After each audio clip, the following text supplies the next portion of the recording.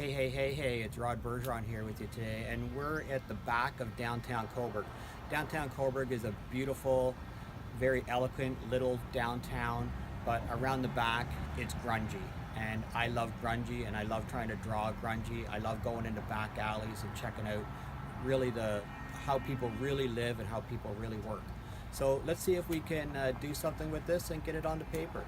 It's really an interesting study in how it is that we sort of lie to each other and put this really beautiful face on stuff, but around the back it's kind of grungy. Let's have a look. Coffee. All right, so I'm asked quite often, how do I know where to start? And everybody starts in a different place, but for me, I usually start with whatever the closest line to me is. So as I'm looking at this little grungy part of the back of this, the first thing I should say is not only where do I start, but what do I edit out? And when I look at this, the thing that I'm thinking I'm going to edit out right from the beginning is all the cars. I'm going to take out all the cars. I don't like doing cars. Cars aren't a whole lot of fun for me, so I'm going to take out all the cars. The second thing I'm going to take out is all the people. So I'm going to have no people in this, and I'm really going to have no cars in this. I generally start with whatever the closest line is to me, and then I expand out from there. And then I think about, if the closest line to me is this little brown brick part that juts out, I'm going to put that line on the page, and then everything else is going to expand out from that. All right, so let's get at it. So I'm going to put this line on the page, and I'm not too worried about the length of it or anything right now. And the other side of that building I'm going to put on like this. And again, I'm not worried about the length of it or anything too much right now. And then I'm going to put the roof level across like this. And then for me, from where I'm sitting, which might be slightly different than the photograph, there's a line that comes back like this. Same here. This sort of goes up like this, and then it keeps coming back on relatively the same angle, comes back down, and then it comes across and joins on like this. There's a fairly large door right here. Behind this thing, there's a part of the bank that's like that, and then this comes across like this. And so right now I'm just thinking about how it is I get each individual line on the page. Okay, so this comes back like this, and this continues up probably right off the page, and from here this goes up, and it will probably go right off the page also. Okay, then there's another part of the building that comes across like this. This line comes all the way down, and there's a fire escape that's part of this. And this fire escape kind of comes straight down like this. Okay, then there's a railing on the fire escape, of course, because it wouldn't make too much sense to have a fire escape and not have a railing on it. And then this is all fire escape that comes across here. There's a large telephone pole, which is going to be right here, and I'm doing long continuous lines. Okay, not short hacky little lines. I'm not going to worry about the top of this for right now, but there's a building that comes out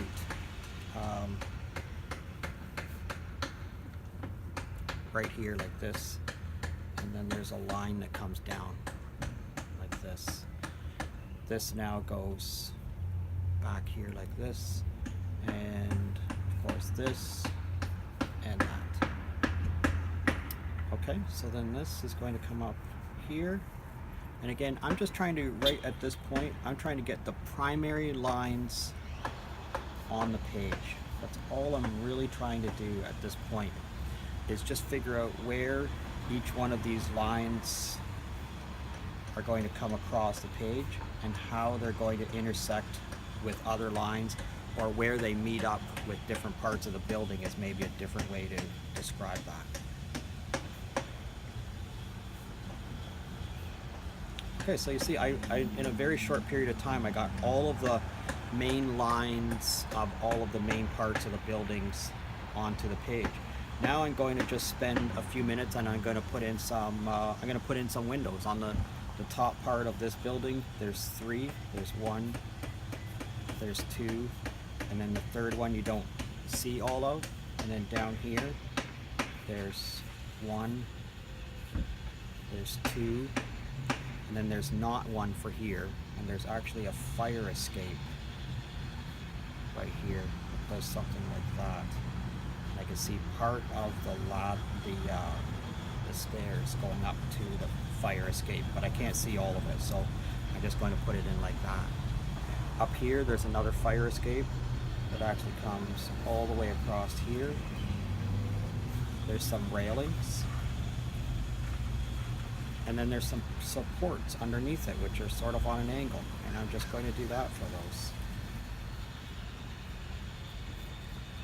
Just like that. There's another fire escape over here which has a circular housing around it, I guess is what it would be. And it actually comes all the way down like that. There's just a couple of supports in here for that thing. Then of course there's the ladder portion of the fire escape. Maybe it's not a fire escape, maybe it's the way that service guys access the refrigeration units and stuff like that are on the roof. Down here we have some really massive supports on this thing. We also have another piece of a fire escape and a stairwell that are there. And on the back of this is a satellite dish. One of the things about this is that this is your drawing or your painting, and you get to include the things that you want to include, or you get to omit the things that you want to omit. That's the great thing about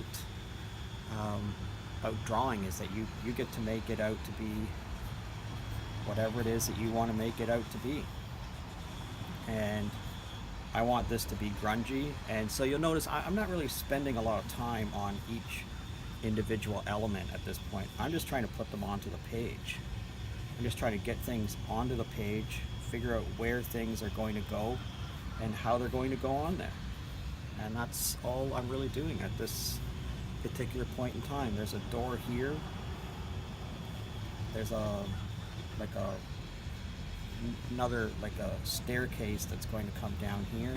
There's a railing on it, another railing here, just like that. I'm just putting the lines on the page, just quick, decisive.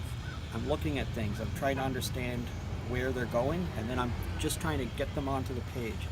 This building right here has 2 really interesting windows, because there's interesting windows that are sort of offset, like they're nowhere near the center of this.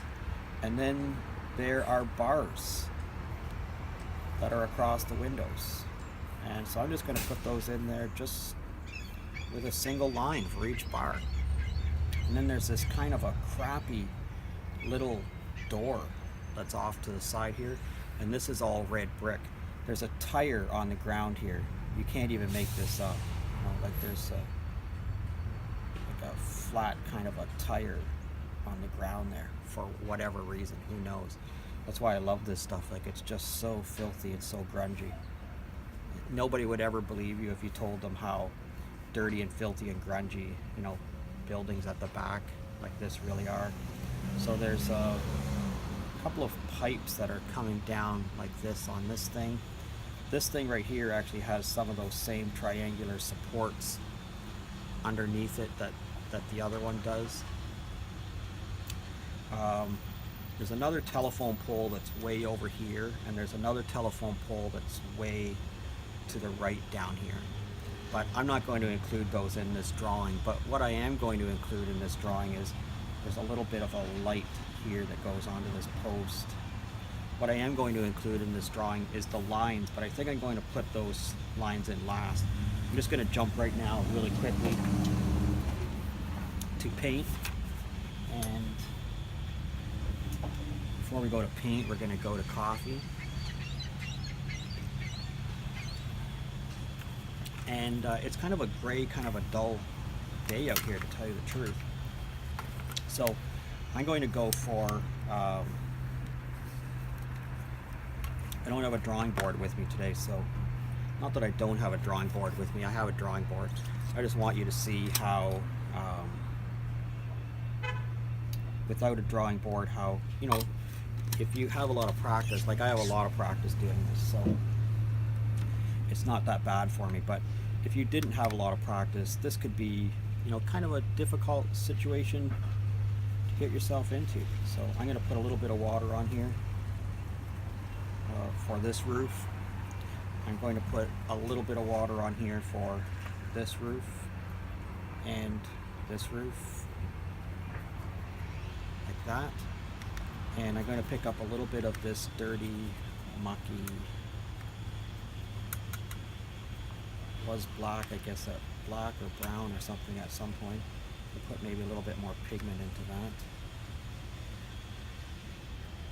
And so for this particular drawing, I am going to use a very, very minimal amount of water. The great thing about an overcast day like this is I don't have to worry about my paint and my water drying up on me very quickly. They won't. I'm going to put in this door, and I'm also going to take a little bit of this and put in these grungy boarded up kind of doors. I can put a little bit of brown into those, maybe look like some plywood. That's, I mean, they actually are plywood. Pick up a little bit more here, and I'm going to put in some of these other gray doors, gray door like that. Up here I might put in a little bit of darkness in some of these. This has got a little bit of rust on it. Pick up a little bit of brown, maybe a little brown onto that. This is another door. Okay, so this is a cream kind of a colored building, and this is a red brick building. I'm going to go for the red brick one first. It'll be a brown brick building, I guess I should say. It'll be easier to do. But again, I'm just getting a lick of paint here, just a little wee bit of paint. And so this technique that I'm using here, this is, of course, this is wet on dry. And because those are black ink lines, you can just paint right over top of them, no problem at all. And this building right here is very red, and this one is very gray. So I'm going to pick up a lot of, I should say very gray. It's gray, but it's got a little bit of a blue kind of a tinge to it. So I'm going to put a little bit of blue into that. And it's, again, you know, I'm doing a field study, so this is a very quick, very immediate drawing or painting. It's not meant to be a finished work. It's not meant to be something that is, you know, going to be shown in a gallery or something. It's meant to be a study that an artist is going to use to figure out future work.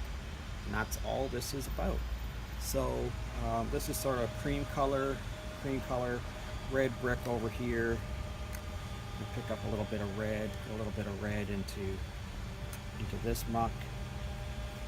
Use that to denote the difference in the building here. This is a red brick building. It's sort of painted red brick. So I'm going to use maybe a little bit more red into this muck. And then put this on. Kind of a scratchy kind of a stroke here. I want this to look a little grungy.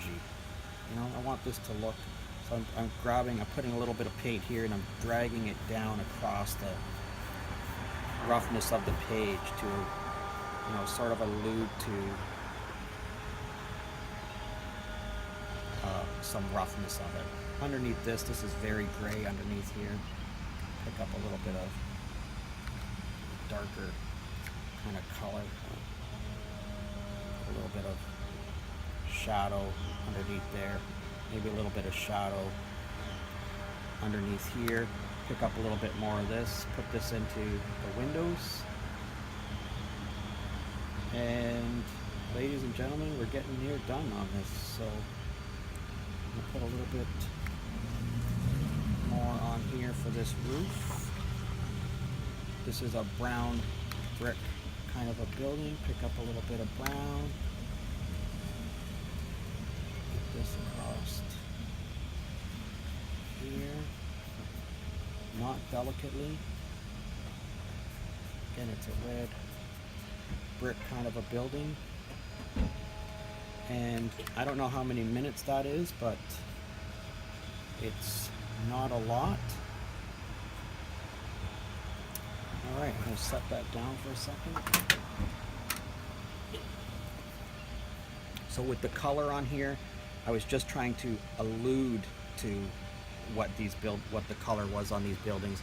I was trying to think about where the color would best make a statement about these buildings. This is sort of a whitish kind of a color. These little uprights on this are sort of a whitish kind of a color.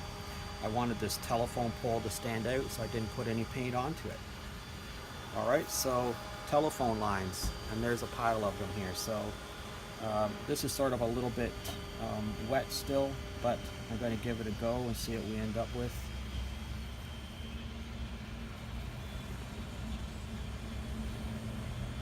Lines like that.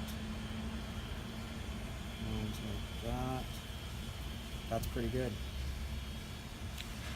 Alright, so that's it. All of the products that I used in this particular video, the Sennelier paint set, the Moleskin watercolor book,